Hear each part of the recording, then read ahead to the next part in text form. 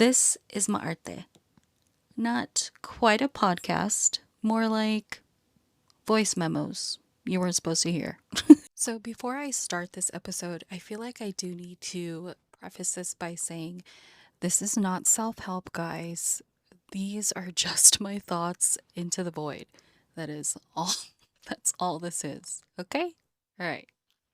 Now, I feel like at some point I do have to introduce who I am because a lot of you are probably like, who?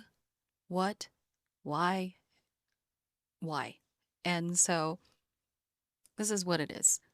Um, I don't really know how to introduce myself without it sounding like one of those old VHS dating tapes. So I think what I'm just gonna tell you a quick story about me, and maybe that'll give you a little insight into like me. So this was many, many moons ago. I was in my mid 20s and I met this guy. We happened to go to the same concert together in Austin, and he was the concert photographer. He was super silly, really funny, and just a really, really sweet guy. Like, probably the sweetest guy I've ever met. And we got along really well. But he had this situation. Um, so the situation is that he has this friend. He slept with her, and then after that, they decided to just remain friends. Later on down the line, they decide to be roommates and move in together because they were both in like a situation where, hey, it makes sense. We don't have roommates. We need to save money, so we're gonna move in together. Again, early, early, or it was like in my mid 20s, so we're around the same age. Anyways, so they're not in a relationship, just, one of those situations where the lines are a little blurry. And I remember thinking, okay, well, thank you for being upfront about this. Definitely not my favorite setup, but I'm also not judging. And he did say, like, hey, there's nothing there. I don't feel that way, blah, blah, blah. We're friends. I'm like, okay, that's fine. I have no reason to not trust this guy. So that's fine, carry on. So we go on a few dates, and one date in particular, he invited me over and he made me breakfast because I think later on that day I had to go to work. And he's like, yeah, just come by for breakfast before you go to work. I'm like, all right, cool. That sounds pretty legit. Like, I like breakfast. Why not? And so, you know, we're having breakfast. After breakfast, we like watch some TV because I had like a few more hours before I had to be at work.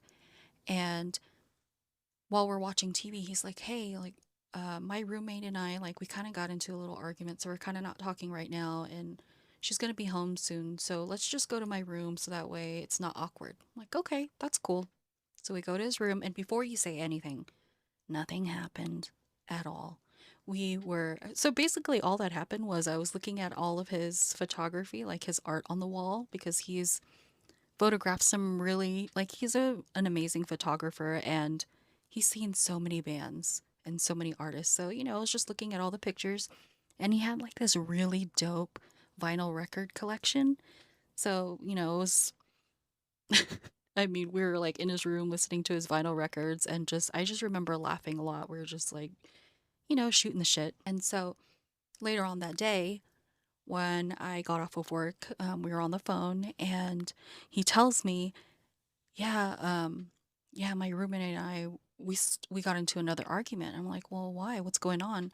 And he said she was upset because she said she saw your eyelashes in the trash can, and she was like, she said that, I know you had sex with her, and then you guys took a shower and she threw away her eyelashes in the trash can. Like, what kind of trashy girls are you bringing to my apartment? Yada yada yada, whatever. And I'm like, wait, hold on. Hold on. I didn't even use the bathroom in this place, okay? And I'm like, what do you mean? I was like, first of all, I didn't have anything to drink, no drugs or no substances, so I was not inebriated. I knew very well, I have a very good memory of what happened, and we did not have sex, nor did we take a shower. And I don't wear fake eyelashes. He was like, I know.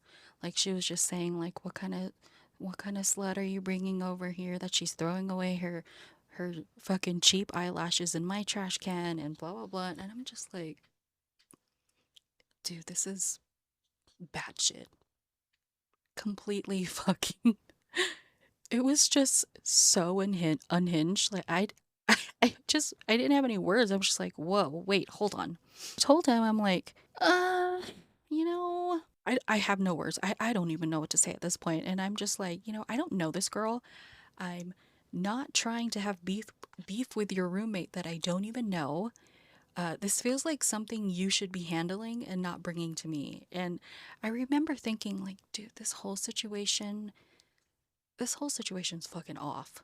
And yeah, so I ghosted him, and I never done that before to someone ever, and I haven't ever done it since. And sometimes I think about that and I feel a little guilty because from the outside looking in, if my friend told me about this situation, I'd be like, girl, fucking valid. Like, you don't need to explain just fucking stop talking to this person, like ghost. Leave immediately. Do not pass go. Do not get involved in whatever the hell that is. And the way my brain works, the way I process things, instead of just feeling validated, I sit there like, like maybe I could have handled that a little bit better. And I think that says a lot about me because, and mind you, I'm in my 40s now, and like I don't think about the situation all the time, but when I was, sifting through my mind of like what story could I tell that kind of just like would be me in a nutshell. And when I thought about it, I was like, dang, I do kind of I still feel bad about that. But anyways, whatever, water under the bridge.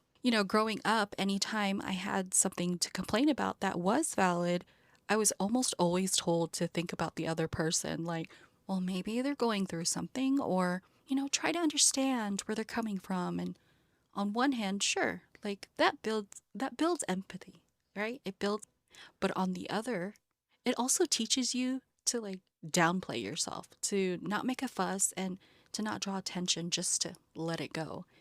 And, that's very much how I was raised in a Filipino household where you don't make a fuss, you don't draw attention, you just let it go. And that sticks.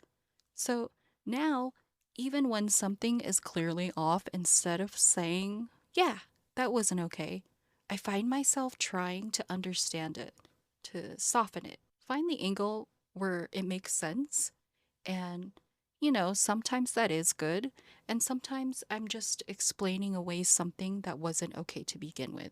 And I think that shows up in everything, the way I process things, the way that I grieve, the way I can hold two completely opposite thoughts and somehow both feel true. The way that I rationalize something, I turn it over enough times until it starts to feel okay, even when I know it's not. And that's kind of what this is.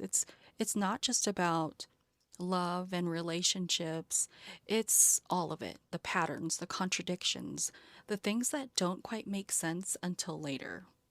Just just me, just trying to make sense of it out loud. And also, sometimes this will sound like this, and sometimes you'll actually hear some of my voice memos because I record a lot of them when I don't have the energy to journal. And honestly, Lord help me when I die and my best friend who has my passcode goes through my phone and hears all, all of my innermost thoughts.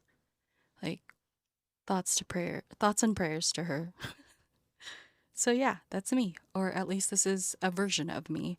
And if you're still here, hi, glad you found this.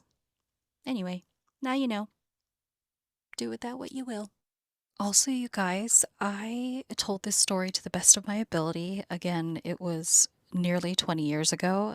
Phil, if you ever hear this, if I got some details wrong, I'm so sorry. I'm so very sorry. You have full on permission to correct me. Want to also clarify that he and I did not go to the concert together. We ended up at the same concert, and he was the event photographer there. Okay, I just want to clear that up. Okay, thanks. Bye.